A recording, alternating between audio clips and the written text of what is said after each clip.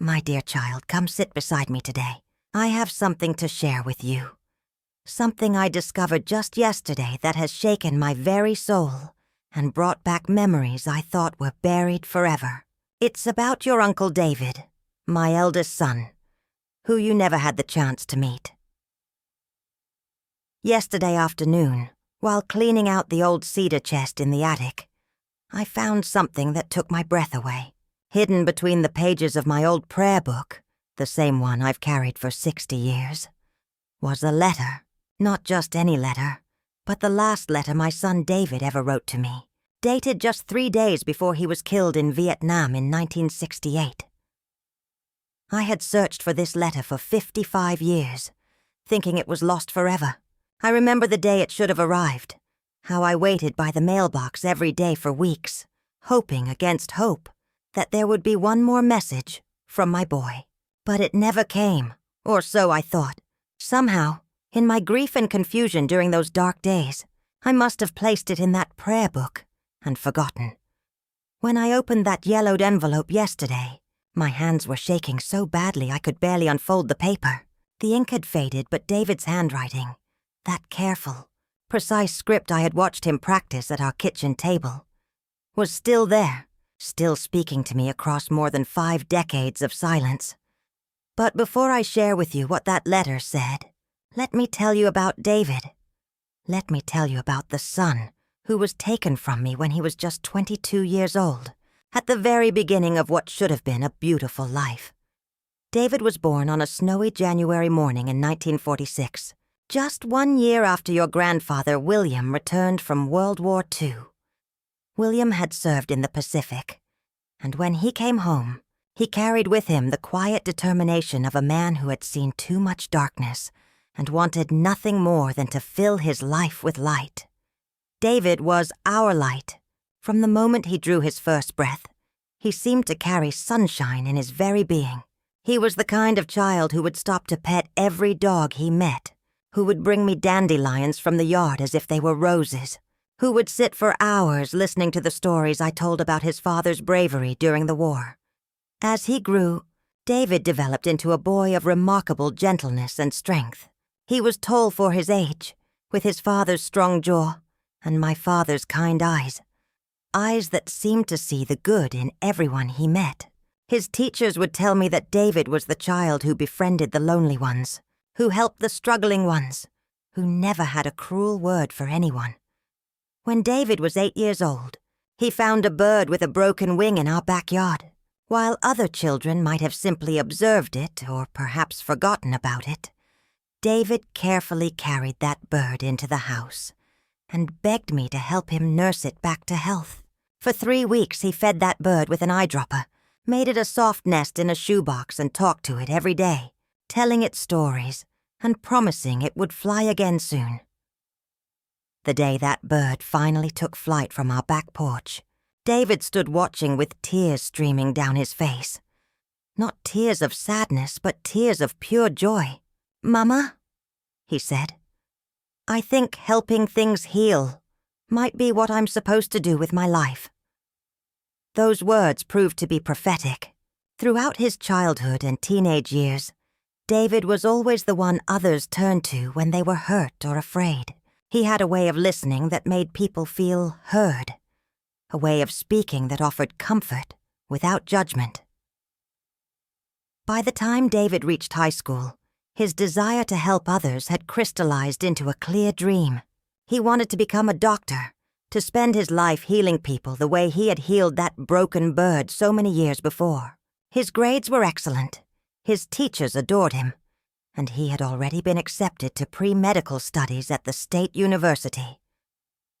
I remember the night he told us about his acceptance letter. Your grandfather and I were so proud we could barely contain ourselves. David sat at our kitchen table, the same table where he had practiced his handwriting as a child, and laid out his entire plan for us.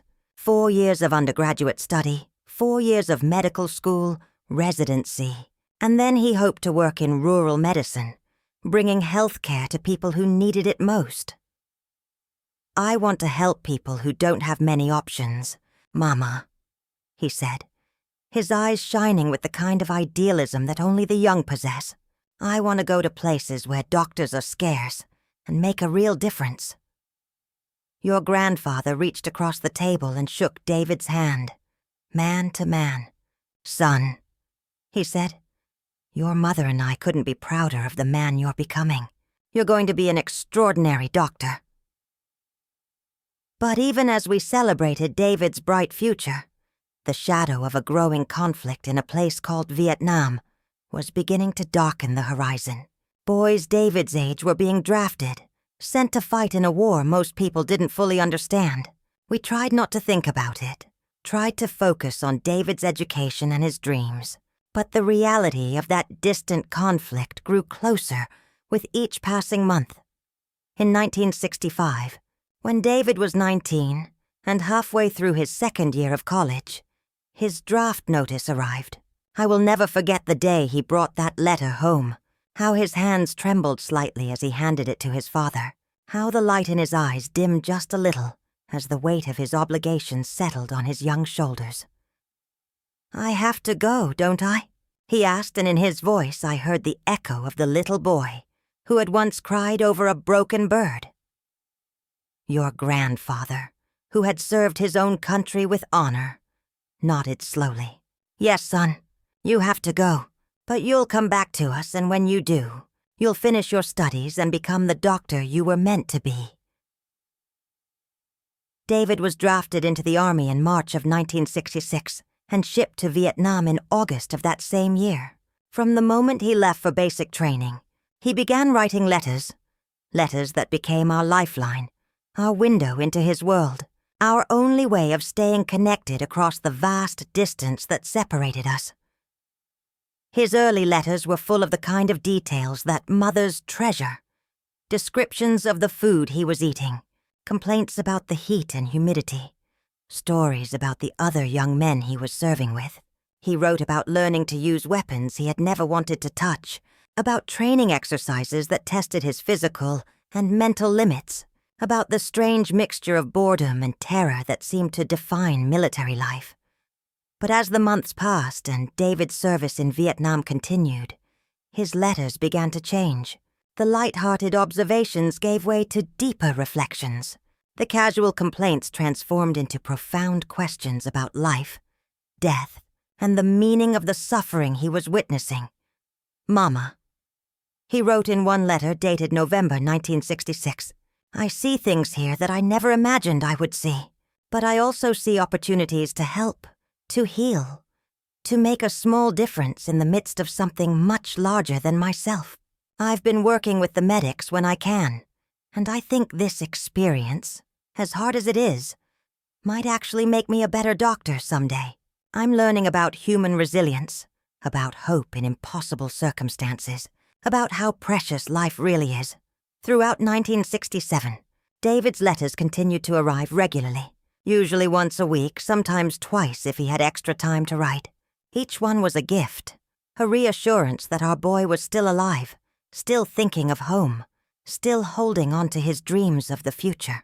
I would read them aloud to your grandfather over dinner, and we would discuss every word, analyzing each sentence for clues about David's state of mind and physical well-being.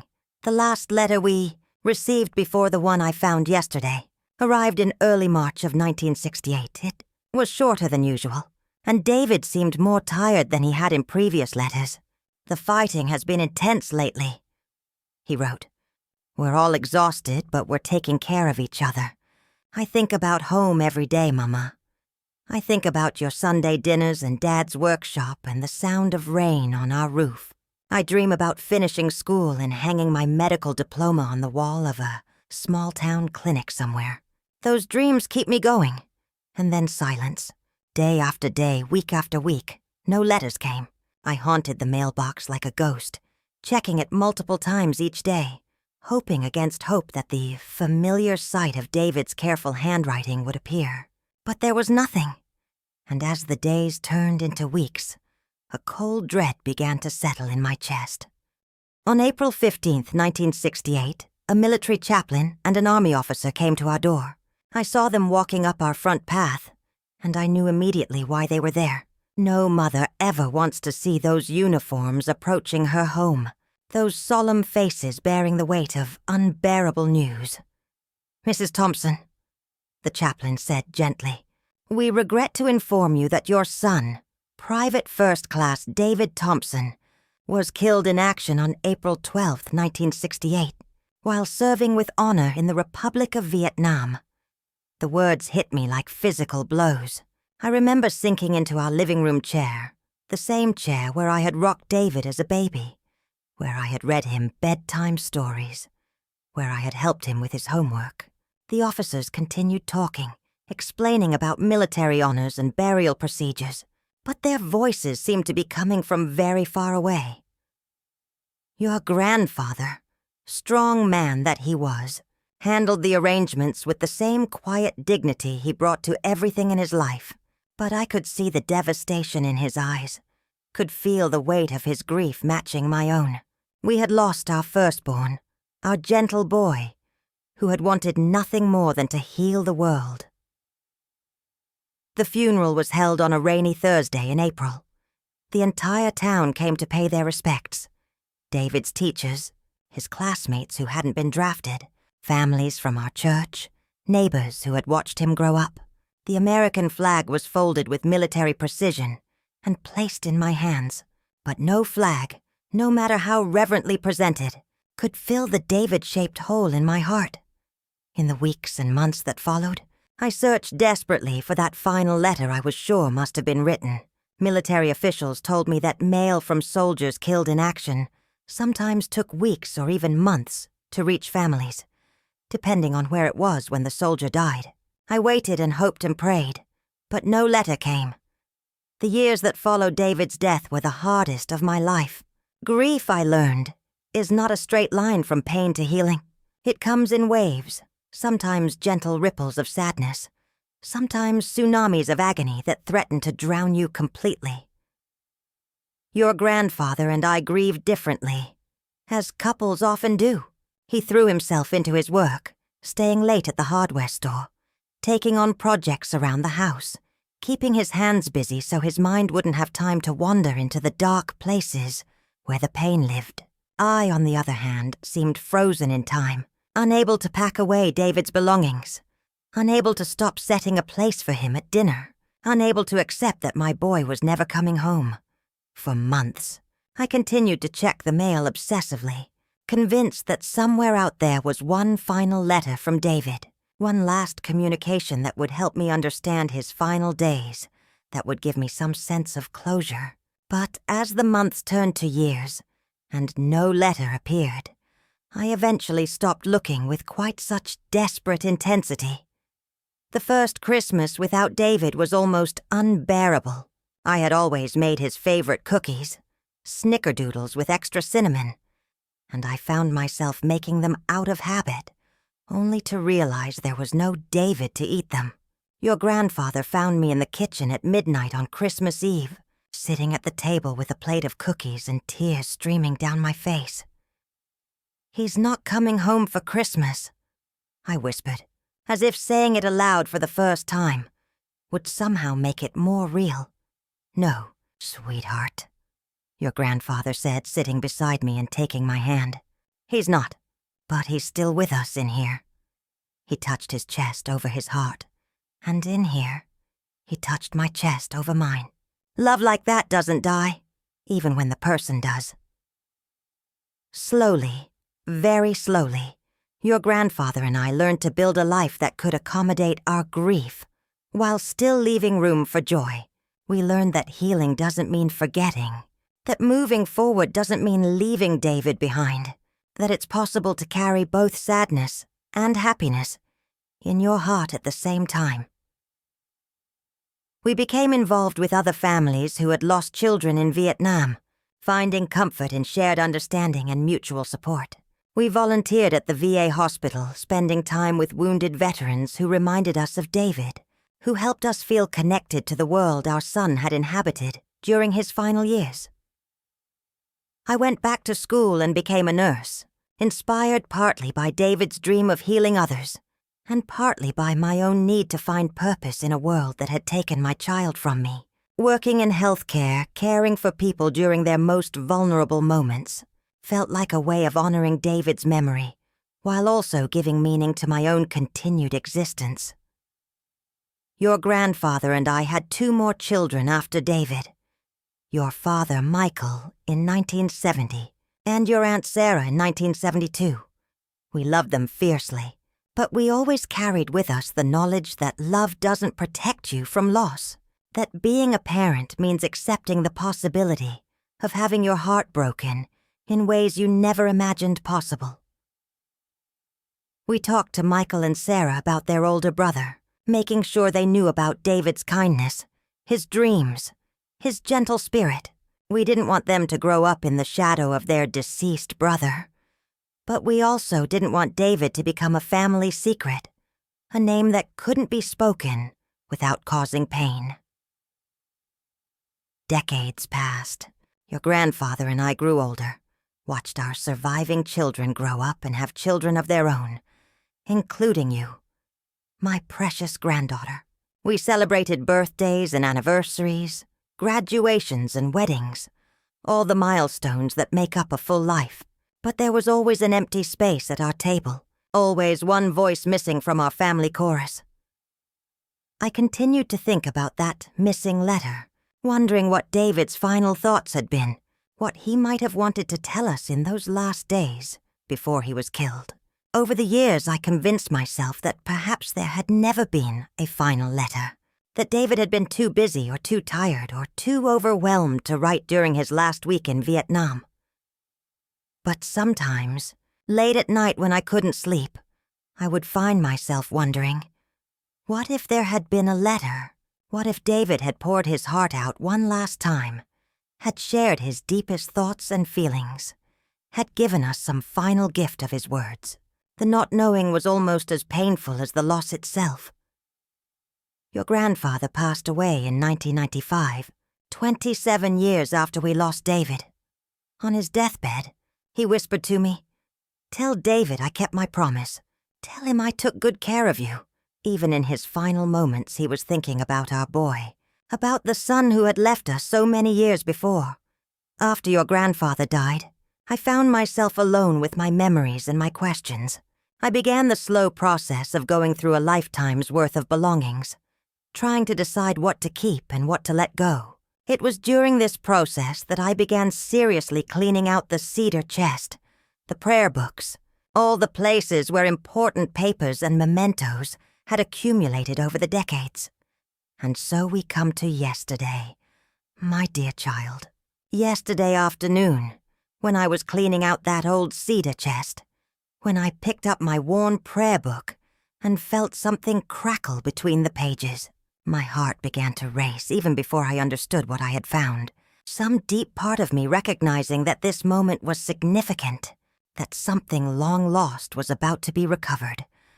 When I saw David's handwriting on that envelope, when I read the date, April 9th, 1968, just 3 days before he was killed, I felt as though time itself was folding back on itself, as though the 55 years that had passed since his death suddenly collapsed into nothing. My hands were shaking so badly I could barely open the envelope. The paper was yellowed and fragile, and I was terrified that it might crumble at my touch. But it held together, and as I unfolded those precious pages, I felt as though David himself was in the room with me, as though he had somehow reached across the decades to deliver this message he had always intended for me to receive. The letter was longer than his usual communications, written in the careful script I remembered so well.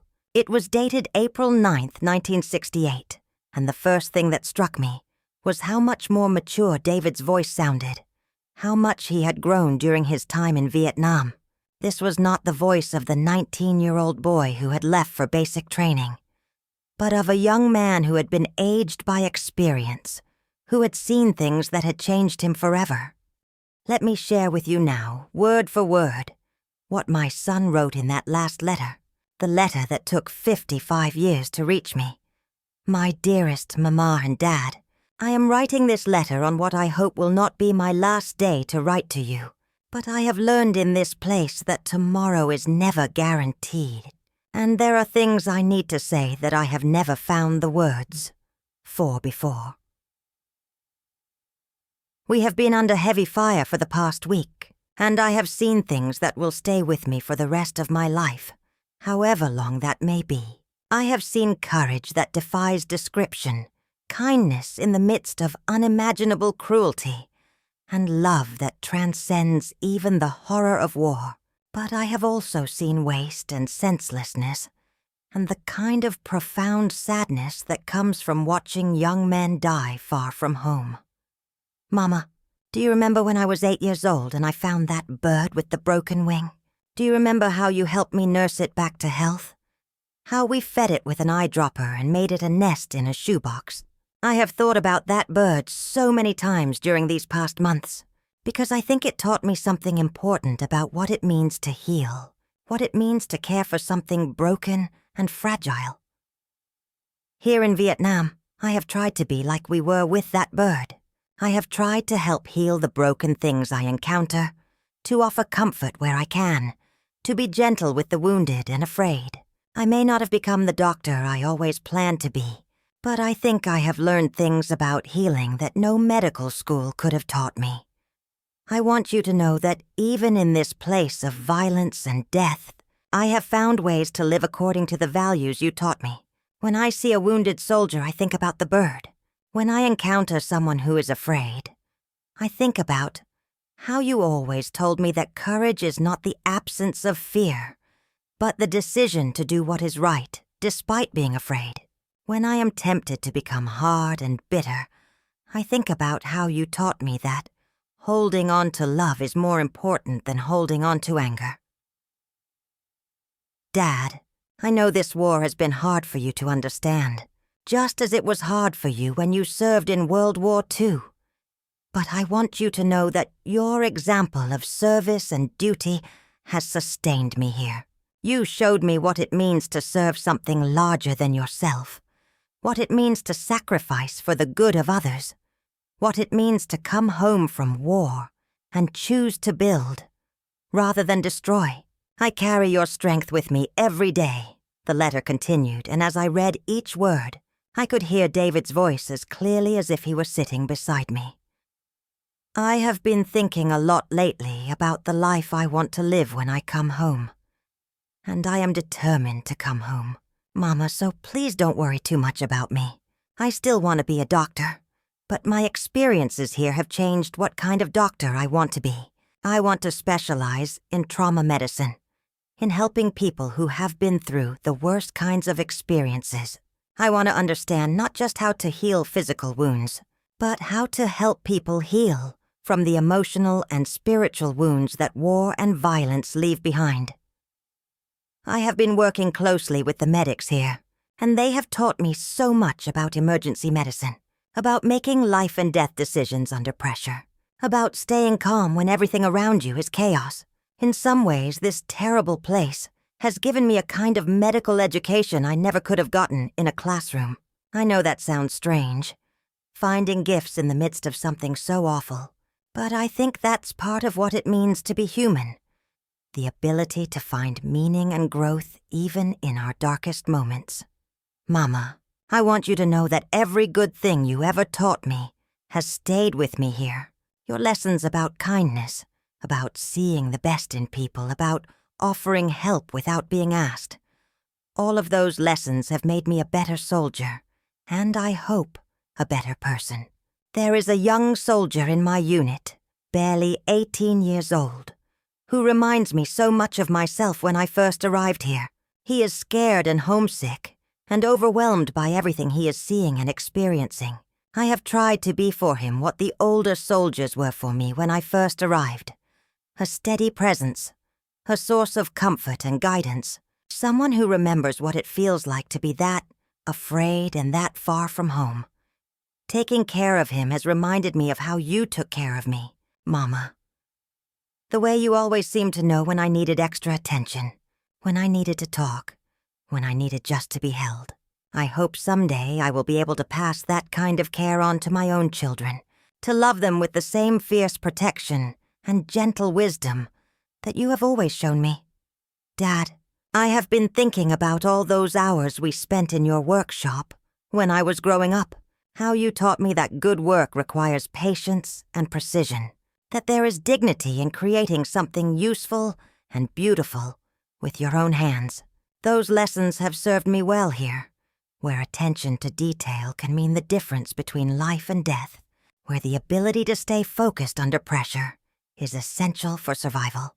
The letter continued, and I found myself crying as I read David's reflections on home and family. I dream about home almost every night.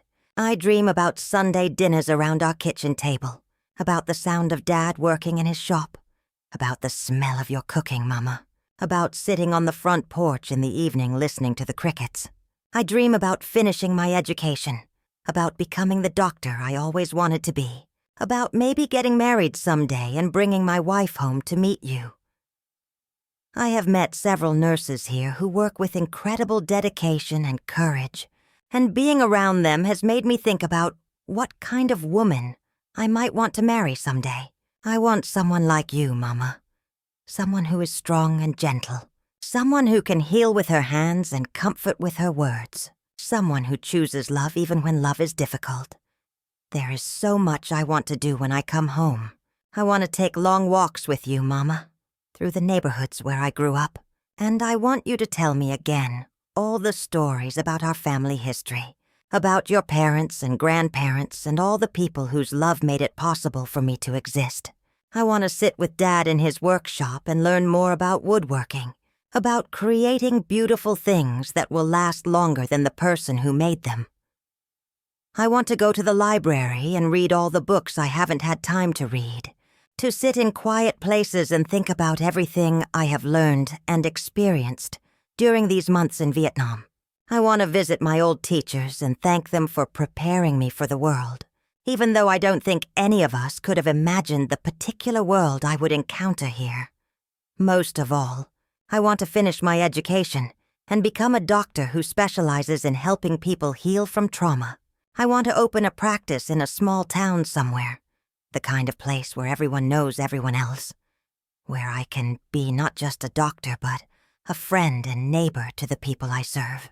I want to deliver babies and set broken bones and hold the hands of people who are dying, just like the medics here do every day. I know this letter is longer than usual, but I felt compelled to write down these thoughts, these dreams, these promises to myself about the future I am determined to have. Writing them down makes them feel more real, more possible, more like prayers than just wishes.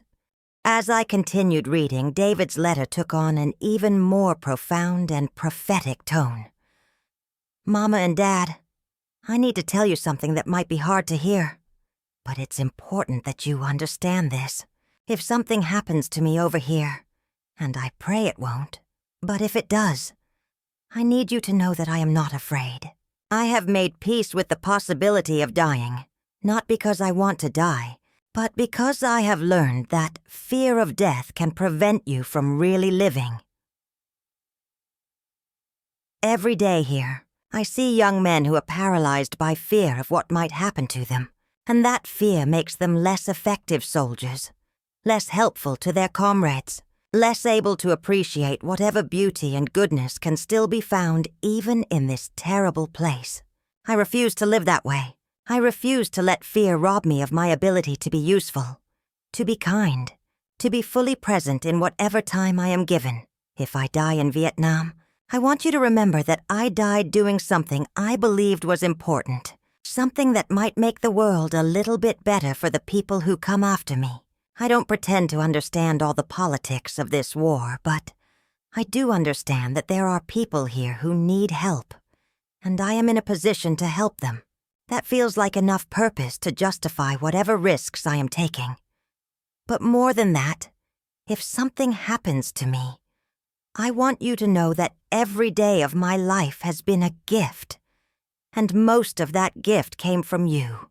You gave me a childhood filled with love and security, values that have guided me through the most difficult experiences of my life, and dreams that have sustained me even in the darkest moments. You gave me the foundation I needed to become a man who can face uncertainty with courage. who can find hope in hopeless situations, who can choose love over fear even when love seems naive or impossible. Mama, your tenderness and your strength have shaped everything good about me. Dad, your quiet integrity and your steady presence have taught me what it means to be a man of character. If I have been able to be a source of comfort to other soldiers here, if I have been able to make good decisions under pressure, if I have been able to hold on to my humanity in the midst of inhumanity, it is because of who you raised me to be. I am not telling you this because I think I am going to die. I am telling you this because these are things that should be said, things that should be written down, things that should be shared between people who love each other as much as we do. Life is precious and uncertain, and we should never assume we will have another chance to express the deepest truths of our hearts. The letter concluded with words that would be engraved on my heart forever. Tomorrow we are moving to a new position, and I don't know when I will have another chance to write such a long letter, but I wanted to get these thoughts down on paper while they were clear in my mind, while I had the quiet time to think carefully about what I most wanted to say to you. Please know that I think about you every day. Please know that your love travels with me wherever I go, that it protects me in ways that helmets and bulletproof vests never could.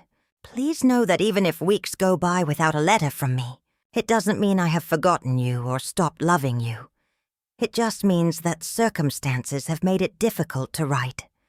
And please know that whether I come home next month or next year, whether I come home whole or wounded, whether I come home as the same person who left or as someone changed by these experiences, I will always be your son, and you will always be the parents who loved me enough to let me become the person I was meant to be.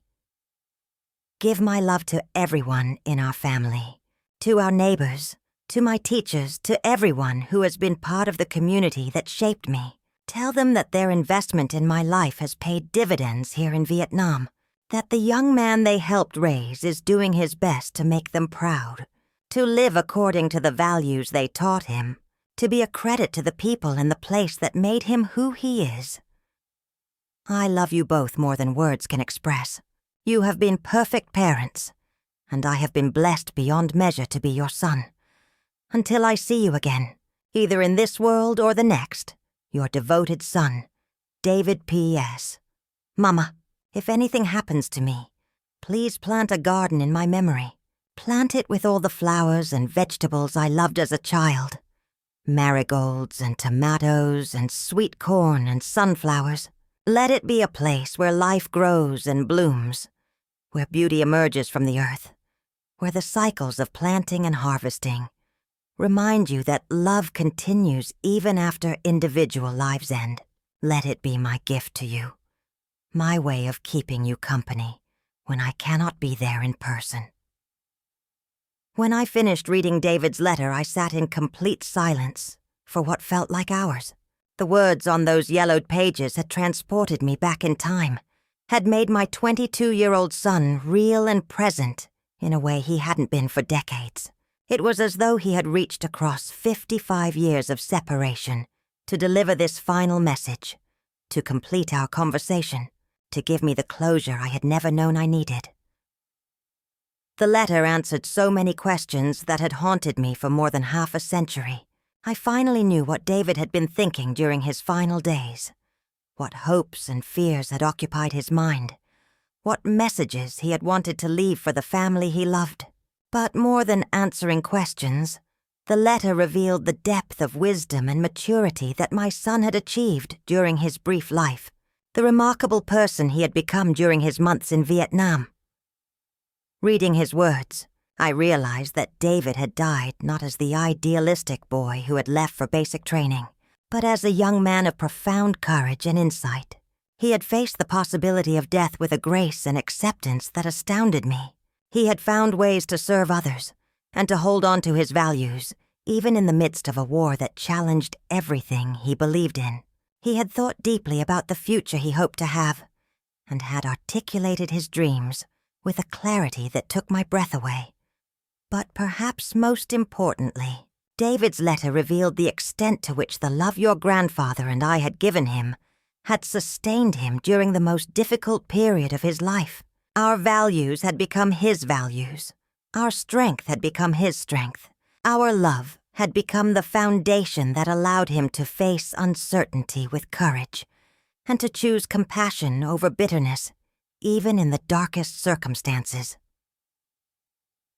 As I sat there holding those precious pages, I felt a mixture of grief and gratitude that was almost overwhelming. Grief for the life that had been cut short, for the doctor David never became, for the wife and children he never had, for all the conversations we never got to share, but also gratitude, profound, soul-deep gratitude, for the gift of finally hearing his voice again, for discovering that our love had been enough, that we had raised a son who could face death with dignity and courage. After reading David's letter, I knew immediately what I had to do. His postscript about planting a garden in his memory reminded me of something I had completely forgotten. In the months immediately following David's death, when my grief was still fresh and overwhelming, I had indeed planted a small garden behind our house. I had planted marigolds and tomatoes and sweet corn and sunflowers, just as he had requested in the letter I hadn't yet found. At the time, I had told myself I was just trying to stay busy, to keep my hands occupied so my mind wouldn't have time to sink into despair. I had no memory of consciously deciding to create a memorial garden for David. It had seemed like just random therapeutic activity, a way to fill the long, empty hours. But now, reading his letter, I realized that some part of me must have been responding to his wishes, even though I hadn't yet discovered them. Some deep maternal instinct must have guided me toward the very action he had requested, toward the memorial he had specifically envisioned. It was as though his love had reached across the barrier of death to influence my choices, to ensure that his final wish would be fulfilled, even without my conscious knowledge. That first garden had flourished for several years, bringing me comfort during the darkest period of my grief. I would spend hours tending it, weeding and watering and harvesting, finding in the cycles of growth and renewal a kind of therapy that no doctor could have prescribed. The sunflowers grew tall and proud, their faces always turned toward the light. The tomatoes ripened to deep red perfection. The sweet corn rustled in the summer breeze like gentle whispers. The marigolds bloomed bright orange and yellow, their cheerful faces defying the sorrow that had settled over our household. But as the years passed and my acute grief gradually softened into a gentler but permanent sadness, I had let the garden go. Other priorities took precedence, and gradually the space where David's memorial garden had bloomed was reclaimed by grass and weeds. I had forgotten about it completely until reading his letter yesterday. Now, however, I knew I needed to plant that garden again. At 75 years old, I might not have the physical strength I had possessed in 1968, but I had something even more powerful. The knowledge that this garden was not just my idea, but David's explicit request, his final gift to me, his way of ensuring that his love would continue to grow and bloom long after his physical presence was gone. My dear child, sharing David's letter with you today has been both heartbreaking and healing. For 55 years, I carried the burden of not knowing what David's final thoughts had been, of wondering whether he had died afraid and alone, of questioning whether your grandfather and I had given him everything he needed to face the challenges that life would bring. Now I know. Now I understand that our love had been enough, that our son had grown into a man of remarkable courage and wisdom, that he had faced his final days with a grace and maturity that exceeded anything we could have hoped for. Reading his words, I could see clearly that the values we had tried to instill in him, kindness, courage, service to others, love for family, had taken root and flourished even in the harsh soil of war. But more than that, I realized that David's letter was not just a message for your grandfather and me. It was a message for his entire family, for the generations that would come after him, for children like you, who would never have the chance to meet him, but who are nonetheless shaped by his legacy. In his letter, David spoke about wanting to have children of his own someday, about hoping to pass on the love and values that had been given to him. Though he never had the chance to become a father himself, his legacy lives on through the family he left behind. Through your father, through your Aunt Sarah, through you, and all the cousins and relatives who carry forward the love that began with David's gentle heart. You see, my precious granddaughter David's death was not the end of his story.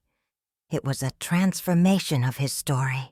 The love he carried, the values he embodied, the dreams he articulated in that final letter. All of these things continued to live and grow and influence our family long after he was gone. Your father, Michael, born 2 years after David's death, grew up hearing stories about his older brother. Though he never met David, he was shaped by David's example of kindness and service. Michael became a teacher, dedicating his life to nurturing and guiding young people, carrying forward David's desire to heal and help others in a different but equally meaningful way. Your Aunt Sarah became a nurse, directly following the path I chose after David's death. She has spent her career caring for wounded veterans, helping them heal not just from physical injuries, but from the emotional and spiritual wounds that war leaves behind. In her work, I see David's hands, David's gentleness, David's unwavering commitment to healing the broken and comforting the afraid. And now there's you, sweet child.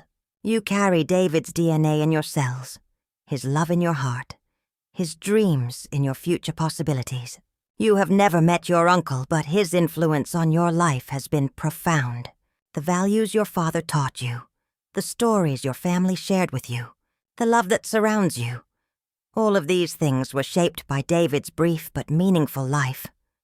When I watch you comfort a friend who is sad, when I see you stand up for someone who is being treated unfairly, when I observe your natural instinct to help and heal and protect, I see David. I see the continuation of his story, the living proof that love never really dies, that the best parts of people continue on through the lives they touch and the families they leave behind. David's letter taught me things about grief, about love, and about the nature of loss that I had never understood before. For 55 years, I had carried the heavy burden of incomplete goodbye, the painful weight of words left unsaid and questions left unanswered. I had tortured myself with wondering whether David had died afraid, whether he had felt abandoned, whether he had questioned the love that had shaped his early life. But his letter revealed that love had traveled with him to Vietnam, that our values had sustained him during his darkest moments, that he had faced death not with fear, but with the kind of courage that comes from being deeply loved and knowing that love continues even beyond physical separation. The letter also taught me about the power of words, about the importance of expressing love while we still have the chance, about the precious gift that written communication can be for those who survive us. David's careful script on those yellowed pages became a bridge across decades, a way for him to continue comforting and teaching and loving long after his voice had been silenced. Most importantly, the letter taught me about the nature of legacy. David never became the doctor he dreamed of becoming, never married the woman he hoped to meet, never had the children he wanted to raise. But his influence on the world continued through the lives he had touched during his brief time here, through the young soldier he mentored in Vietnam, through the family members who were inspired by his example, through the values he embodied that continued to guide us long after he was gone. Reading David's words, I understood finally that success in life is not measured by how long we live or how much we accomplish, but by how deeply we love and how completely we allow ourselves to be shaped by love. By that measure, David's 22 years constituted a remarkably successful life, a life that had achieved its primary purpose of loving and being loved. As I have grown older, my dear child, I have come to understand time in a different way than I did when I was young. When David first died, 55 years seemed like an eternity, an unbridgeable expanse of time that separated me from my son, a vast desert of days and months and years that I would have to cross without his presence. But now, having lived those 55 years, I realize that time is more fluid than we imagine when we are young. The decades between David's death and the discovery of his letter collapsed into nothing the moment I began reading his words. Suddenly, he was present again, his voice clear and strong, his love as immediate and real as if he had just spoken. This is one of the mysteries of deep love. It exists outside of time, unbound by the normal rules of past and present and future. The love I felt for David when he was 8 years old, rescuing a bird with a broken wing, is the same love I feel for him now, 75 years old, and reading his final letter. The love he expressed for your grandfather and me in that letter written in 1968 is the same love that reaches out to comfort me today. Time may separate us from the people we love, but it cannot diminish the love itself. That love continues to grow and deepen and influence our choices long after the physical presence is gone. It becomes part of who we are, woven into the fabric of our being so completely that we carry our beloved ones with us wherever we go. This is why finding David's letter was such a profound gift. It reminded me that he had never really left us, that his love had been present all along, waiting patiently to be rediscovered, ready to offer comfort and guidance whenever we needed it most. My precious granddaughter, as I near the end of my own life, I find myself thinking often about the ways our stories continue beyond our physical presence. David's story didn't end when he died in Vietnam. It transformed, becoming part of the larger story of our family, our community, our understanding of what it means to love and be loved. His letter, hidden for 55 years, found its way to me at exactly the moment when I most needed to hear his voice again, when age and loneliness had made me question whether the life I had lived had sufficient meaning, whether the love I had given and received had been enough to justify the pain of loss. Reading his words, I understood that every act of love creates ripples that extend far beyond what we can see or imagine. The tenderness I showed David when he was a child shaped him into a young man who could show tenderness to a frightened 18-year-old soldier in Vietnam. The values your grandfather and I instilled in him influenced his choices during the most challenging period of his life, helping him maintain his humanity in circumstances that might have destroyed it. And now, nearly 6 decades later, those same values continue to influence you, shaping the young woman you are becoming, guiding your choices about how to treat others, how to face challenges, how to live with courage and compassion in a world that often seems to reward neither. This is the true miracle of love. Not that it makes us immortal, but that it makes us part of something larger than our individual lives, part of a story that began long before we were born, and will continue long after we are gone. Yesterday evening, after spending the entire day absorbed in David's letter, I made a decision. Despite my 75 years and my increasingly frail body, I am going to plant David's memorial garden again. I am going to create the living tribute he requested, the place where life grows and blooms in memory of his love. I called your father this morning and asked him to help me. When I read him portions of David's letter over the phone, he wept. The first time I had heard him cry since he was a small child. "Mom," he said, "I'll be there this weekend with a truck full of topsoil and seeds. We'll plant the most beautiful garden Uncle David ever imagined. Your Aunt Sarah is coming too, bringing her children, your cousins, so they can participate in creating this memorial to the uncle they never met, but whose love has shaped their lives nonetheless."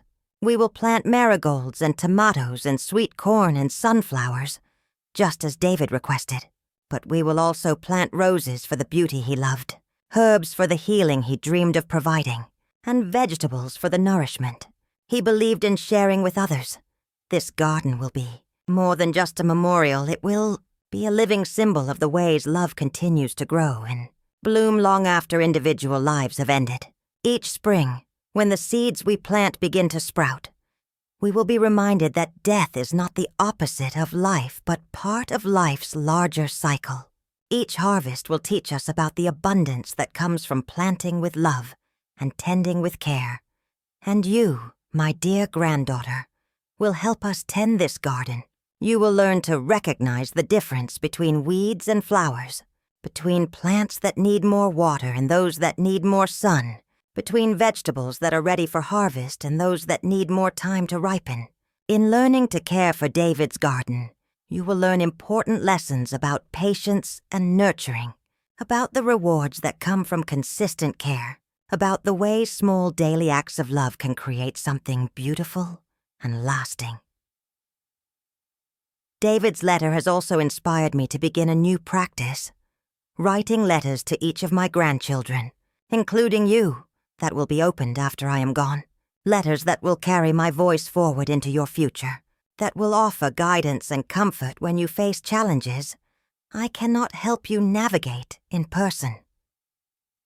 I have learned from David's example that written words can be a powerful gift to those we love, a way of ensuring that our deepest thoughts and feelings will be preserved and shared, even after our voices are silenced. His letter reached across 55 years to comfort me in my old age. Imagine how much more meaningful such letters might be if they were intentionally created and preserved. In my letters to you, I will share stories about your family history that you might otherwise never know. I will tell you about your great-grandparents and great-great-grandparents, about the struggles they faced and the dreams they pursued, about the love that brought you into existence across many generations, of choosing life and hope and commitment. I will write about the lessons I have learned during my 75 years on this earth, about the importance of forgiveness, about the power of persistence, about the ways that love can sustain us through the darkest times. I will share my hopes for your future, my dreams for the woman you will become, my prayers for the life you will create. Most importantly, I will write about love, about the many forms it takes, about its ability to heal and transform and sustain, about its power to create meaning in the midst of loss.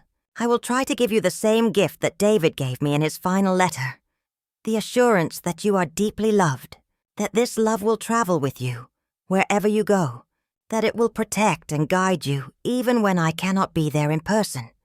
Finding David's letter after all these years has taught me something important about the nature of acceptance. For decades, I struggled with anger about David's death, anger at the government that sent him to Vietnam, anger at the circumstances that led to his death, anger at God for allowing such a young and promising life to be cut short. But David's letter revealed that he had made peace with the possibility of death, that he had chosen to focus not on what might be taken from him, but on what he could give while he had the chance. His acceptance was not passive resignation, but active choice, the decision to live fully and love completely, regardless of uncertainty about the future. Reading his words, I realized that my anger had been a form of resistance to reality, a refusal to accept that love sometimes includes loss, that meaning can coexist with tragedy, that peace can be found even in the midst of circumstances we would never choose. This doesn't mean that David's death was not a profound loss. It was, and will always be.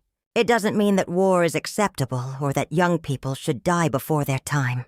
It simply means that within the reality of loss, there is still room for love, for meaning, for the kind of acceptance that allows us to honor what was, while still being open to what might yet be. David's letter helped me understand that true acceptance is not about stopping the grief or pretending the loss doesn't matter. It's about integrating the loss into a larger understanding of love, about finding ways to let the pain teach us rather than destroy us, about choosing to let our sorrow become a source of compassion for others who are suffering.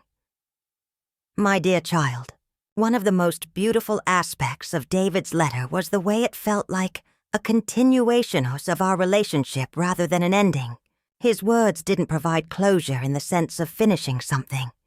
Instead, they opened up new dimensions of connection, new ways of feeling his presence, new understanding of the love that continues to bind us together. This has taught me that relationships don't really end when people die. They transform. The conversations we have with our beloved dead may be different from the conversations we had when they were physically present, but they are no less real, no less meaningful, no less capable of offering comfort and guidance. I find myself talking to David now in ways I haven't for decades. When I am facing a difficult decision, I ask myself what advice he might give. When I am feeling lonely or afraid, I remember his words about courage being the decision to do what is right, despite being afraid. When I am tempted to become bitter about the losses I have experienced, I think about his commitment to choosing love over anger even in the midst of war. These conversations with David are not signs of mental instability or inability to accept reality. They are expressions of the ongoing relationship between the living and the dead, the continuing influence of love that transcends physical separation. They remind me that death changes the form of our relationships but does not end them, that the people we love continue to shape and guide and comfort us long after they are gone. You too, my precious granddaughter, can have this kind of relationship with David, even though you never met him. His letter reveals his character, his values, his dreams, all of which can become sources of inspiration and guidance as you navigate your own life. You can ask yourself what Uncle David would do when you face ethical dilemmas, how he might respond to suffering or injustice, what kind of person he would encourage you to become. David's letter has made me realize the importance of written communication in preserving relationships and passing down wisdom. In our age of text messages and social media posts, we may be losing the art of thoughtful, reflective written communication, the kind of writing that David demonstrated in his final letter to us. His letter was not a casual message, but a carefully crafted piece of communication, written with the knowledge that it might be his last chance to express his deepest thoughts and feelings. He took time to reflect on what mattered most, to articulate his values and dreams, to offer comfort and guidance, to express love in ways that would sustain us long after he was gone. This kind of writing requires patience and intentionality that our fast-paced world often doesn't encourage. It requires us to slow down, to think deeply about what we most want to communicate, to choose our words with care and precision. It requires vulnerability, the willingness to share our true thoughts and feelings rather than just surface pleasantries. But the rewards of such writing are immense, as David's letter has shown me. Written words can preserve love across decades, can offer comfort long after voices are silenced, can create bridges between the living and the dead that allow relationships to continue in new forms. I encourage you, my dear child, to develop your own practice of thoughtful written communication. Write letters to the people you love, not emails or text messages, but real letters that express your deepest thoughts and feelings. Keep journals that record not just events, but reflections, insights, questions, dreams. These written records will become treasures not just for you, but for the people who love you. Gifts that will allow your voice to continue offering comfort and guidance long after you're gone. Finding David's letter has helped me understand that grief is not a problem to be solved, but a lifelong companion to be integrated. For 55 years, I thought that healing from David's death meant finding ways to stop missing him, to move beyond the pain of his loss, to somehow return to the person I had been before he died. But David's letter revealed that true healing doesn't require forgetting or moving beyond. It requires finding ways to carry our love and our loss together, to let our grief become a source of deeper compassion and understanding, rather than just a source of pain. The grief I feel for David today is different from the raw, overwhelming anguish I experienced immediately after his death, but it is no less real and no less meaningful. It has been refined by time and tempered by acceptance, transformed from a force that threatened to destroy me into a force that connects me more deeply to the preciousness of life and the reality of love. This transformation of grief into wisdom, of loss into deeper capacity for love, is one of the great mysteries of human experience. It doesn't happen automatically or quickly. It requires patience, support, and the willingness to let pain teach us rather than simply destroy us. But when it does happen, it creates a kind of strength and compassion that can only come from having survived profound loss. You too, my dear granddaughter, will experience losses that will test your capacity to love and hope and trust. The death of grandparents, the end of relationships, the failure of dreams, the inevitable disappointments that come with being human. All of these will bring their own forms of grief. But David's letter reminds us that love is stronger than loss, that meaning can be found even in tragedy, that the people we love continue to influence and guide us long after they are gone. His words offer a model for how to face uncertainty with courage, how to maintain hope in the midst of difficulty, how to choose love even when love requires sacrifice. As I reflect on the 55 years between David's death and the discovery of his letter, I am struck by how differently I understand his life and death now than I did when I was younger. At 43, when David was killed, I was consumed by the tragedy of his shortened life, by all the things he would never get to do, by the future that was stolen from him. But reading his letter at 75, I am more aware of what David did accomplish during his brief time here, of the love he shared, of the values he embodied, of the influence he continues to have on our family. His 22 years were not an incomplete story, but a complete gift, a life that achieved its primary purposes of loving and being loved, of serving others, of growing in wisdom and compassion. This shift in perspective is one of the gifts that can come with age and experience. When we are young, we tend to measure success by external achievements, how much we accomplish, how long we live, how much recognition we receive. But as we grow older and face our own mortality, we often begin to understand that the most important measures of a life well lived are internal. How deeply we love, how completely we allow ourselves to be loved, how much good we do for others while we have the chance. By these measures, David's life was not tragically brief but remarkably full. He loved his family with fierce devotion, served his country with honor, showed compassion to fellow soldiers in desperate circumstances, and faced death with courage and grace. He left behind a legacy of love that continues to influence our family more than 50 years after his death. This doesn't diminish the tragedy of his early death or suggest that longer life would not have been preferable. It simply means that within the reality of his shortened life, there was profound meaning, deep love, and lasting influence, gifts that continue to bless us decades later. My dear child, sharing David's story and his letter with you is part of my own preparation for saying goodbye.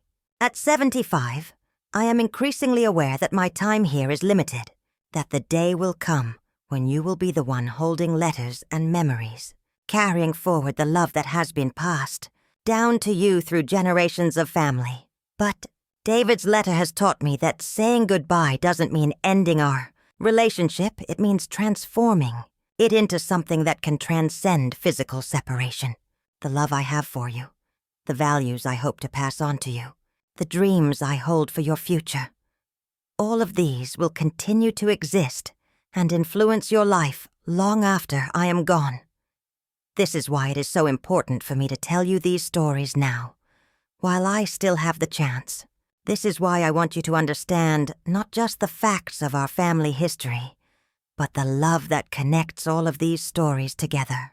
This is why I am writing letters that will be waiting for you after I am gone, continuing our conversations as even when my voice is silenced. David's letter showed me that the dead can continue to comfort the living, that love can reach across decades to offer guidance and reassurance, that the most important gifts we give each other are not material objects, but expressions of love that become part of the hearts and memories of those we leave behind. I want you to have that same gift, the assurance that you are deeply loved, that this love will travel with you wherever you go, that it will be a source of strength and guidance throughout your life. I want you to know that when you face difficult decisions, you can draw on the wisdom of all the people who have loved you. When you encounter challenges that seem insurmountable, you can remember that you come from a long line of people who survived impossible things through the power of love and determination. As we reach the end of this story, my precious granddaughter, I want to return to the image that David left us in his letter, the garden he requested as his memorial, the place where life continues to grow and bloom even after individual lives have ended. This garden is more than just a collection of plants. It is a symbol of the way love works in the world. Each flower that blooms, each vegetable that ripens, each seed that takes root represents the continuation of life, the persistence of beauty, the triumph of growth over death. But the real garden, the one that matters most, is not made of soil and seeds. It is made of love and memory, of values passed down through generations, of the continuing influence of people who have touched our lives and shaped our hearts. This garden grows in the lives of everyone David loved, everyone who was inspired by his example, everyone who has been blessed by the love that began with him. You, my dear child, are part of David's garden, the love that flows through your veins, the values that guide your choices, the dreams that inspire your future. All of these have been nurtured by the love that David planted in our family more than 50 years ago. You are the bloom that proves love never dies, the flower that demonstrates the eternal nature of the bonds that connect us to each other. In this garden of love, there is no death, only transformation. David's physical presence was transformed into memory and influence. His dreams of healing became the inspiration for others to pursue caring professions. His courage in the face of death became a source of strength for family members facing their own challenges. His letter, hidden for 55 years, became a message of comfort and guidance for future generations.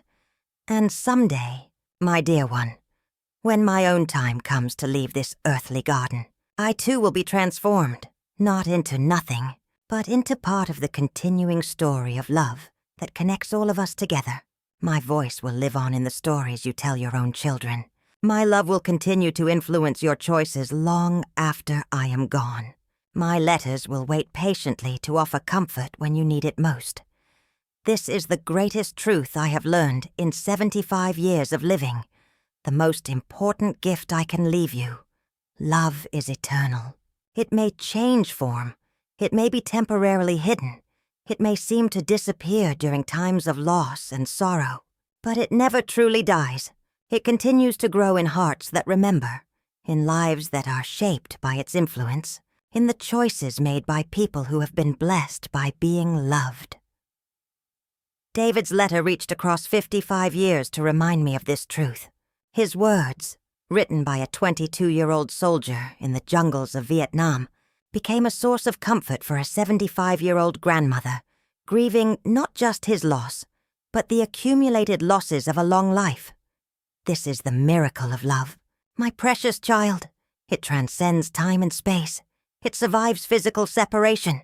It continues to offer comfort and guidance long after voices are silenced and embraces are no longer possible. It is the force that connects past and future, that makes us part of something larger than our individual lives, that gives meaning to both our joys and our sorrows. And so, my dear granddaughter, I end this story where it began, with a letter, with words written in love, with the understanding that the most important conversations between people who love each other are never really finished. David's letter will outlive me, just as these words will outlive me, just as the love that inspired both will outlive us all. They will continue to offer comfort and guidance to future generations of our family, to children not yet born, who will need to understand where they came from and how much they are loved.